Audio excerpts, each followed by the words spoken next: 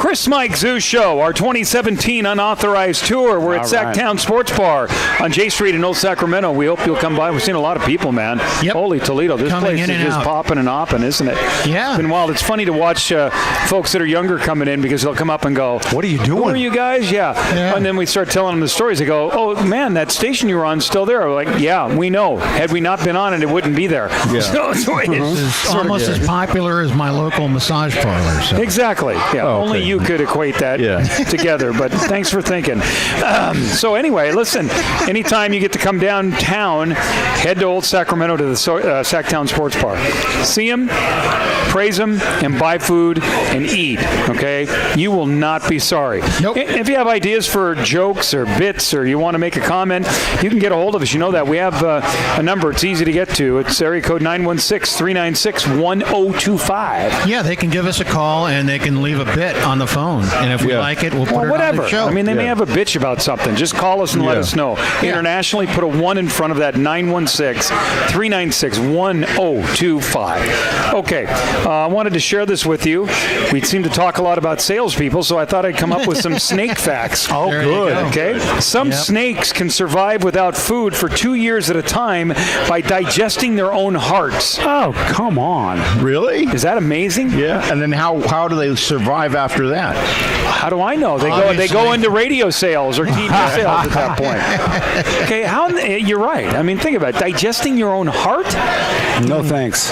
Well, why would they go 2 years anyway? I mean, snakes. I mean, they're snakes. They can eat anything pretty much. Yeah, but don't they digest? I mean, that's what goes on if they eat a rat.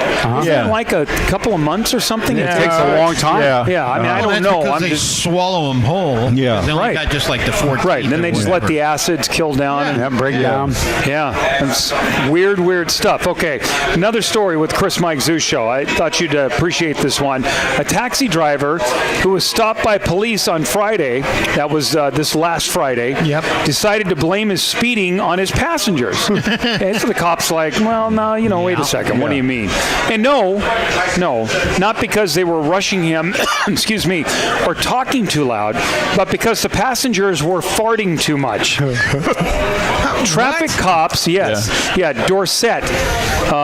In England. I think it is England. Yeah, because it had parked up in Bournemouth, which Bournemouth in 16-17 played in the EPL, so I know that. Yeah. Okay.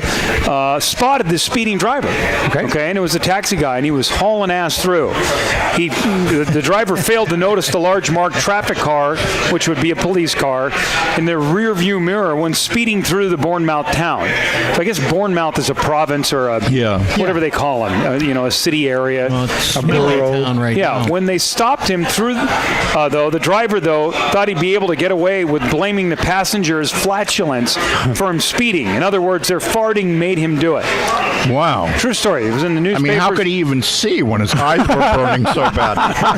Well, he wasn't in the car with you. Is that what you're saying? Yeah, well, Dude, after you let one go in the car, you got to change the oil. Yeah, that was not a fart. That was diarrhea. Why did you lead him to this? This is ridiculous. I was expecting something a little more spectacular from him at that moment. Here's what I'm hoping. I'm seeing into the future, that the bleep card is working well on a lot of our jokes with Mike today. Yeah. I'll tell you what, man, that's brutal. You can't do things like that. I mean, we joke about this, but boy. You can't fart in front of people. No, not in cars and buses, taxi, man. In elevators is okay, though. Yeah, pro sports teams think it's okay on an airplane or a bus. Guys, it's like, who did that? Guys, it's just horrible. Well, that's when you have to get one of those ejector seats that they used to have like in the 60s, so. In the 60s? James Bond, don't you remember? Oh, yeah. Yeah, the ejector seat. Yeah, but you would break the spring, I think. That's a good finish. Okay. All right, great.